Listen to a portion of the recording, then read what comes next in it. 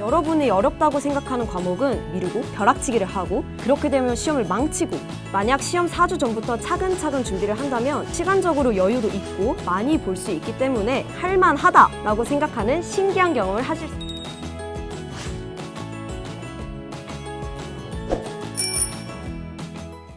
안녕하세요. 공부 덕후TV의 김소영입니다. 벌써 시험이 4주 앞으로 다가왔어요. 중학생 시절에 저는 이맘때쯤 시험 공부를 시작해야 하는 걸 알면서도 계속 미루다가 결국 벼락치기를 했던 것 같아요. 저처럼 시험 공부를 해야 하는 걸 알면서도 계속 미루고 있거나 혹은 어디서부터 어떻게 해야 할지 모르고 있는 학생들이 많을 텐데요. 그래서 지금부터 중학생들은 시험을 어떻게 대비하면 좋을지 시험 전 시기별 행동 요령을 가르쳐 드리도록 하겠습니다. 네, 이 시기는 시험 공부를 본격적으로 시작하기 전에 워밍업 단계예요. 그래서 여러분이 느끼기에 가장 어려운 과목 1개 또는 2개 정도만 선정해서 조금씩 공부를 시작하는 걸로 충분합니다. 만약에 모든 과목이 다 어렵다 싶은 학생들은 지금까지 시험 성적이 제일 낮았던 과목 하나를 선택해도 좋아요. 여기서 중요한 것은 조금씩 공부를 하되 시험 치기 전까지 그 과목을 하루도 빠짐없이 매일 공부하는 거예요. 하루에 한 장 또는 한 페이지도 괜찮습니다. 아마 여러분이 어렵다고 생각하는 과목은 시험 치기 직전까지 미루고 벼락치기를 하고 그렇게 되면 시험을 망치고 하는 루틴이 반복되었기 때문에 그 과목을 공부할 시간이 충분하지 못했을 가능성이 커요. 만약 시험 4주 전부터 차근차근 준비를 한다면 시간적으로 여유도 있고 그리고 자연스럽게 그 과목을 많이 볼 수 있기 때문에 아마 어렵게만 느껴졌던 과목이 할만하다라고 생각하는 신기한 경험을 하실 수 있을 겁니다. 네, 이제는 본격적인 시험 기간이에요. 지금부터는 한두 과목만 공부할 게 아니라 주요 과목을 포함한 꼼꼼한 개념 공부가 필요합니다. 그러기 위해서는 시험 치기 전까지 남은 시간을 효율적으로 활용하는 것이 중요하겠죠? 따라서 자투리 시간을 활용하는 것이 좋습니다. 자투리 시간이란 일상생활에서 짧게 남는 시간이에요. 쉬는 시간에 화장실을 다녀와서 남는 시간, 점심시간에 밥을 먹고 종치기 전까지 남는 시간, 혹은 등하굣길에 버스를 기다리는 시간 등이 자투리 시간이 될 수 있겠네요.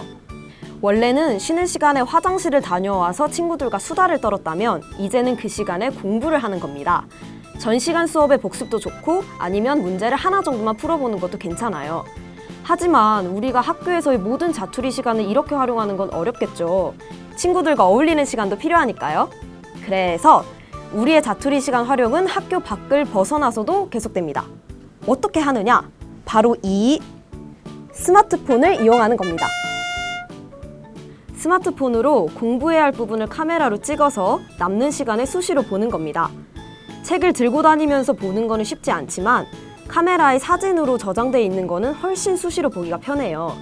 이런 자투리 시간에는 역사, 사회와 같이 암기가 필요한 과목을 공부하는 것이 효과적입니다.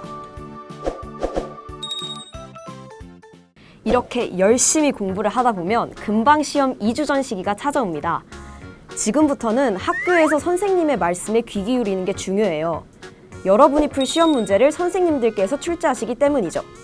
시험 2주 전 시기쯤에는 선생님들께서는 어느 부분에서 어떤 걸 출제를 할지를 고민하시고 또 결정하십니다. 선생님들의 머릿속에 시험 문제가 있기 때문에 수업 시간에 힌트를 주시기도 해요.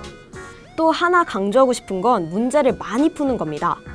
아무리 개념을 잘 알고 있어도 문제 유형에 익숙해지지 않으면 시험에서 좋은 점수를 받기가 힘들어요. 또 문제를 푸는 과정에서 내가 잘못 알고 있던 개념을 발견하기도 하기 때문에 문제 풀기는 굉장히 중요합니다.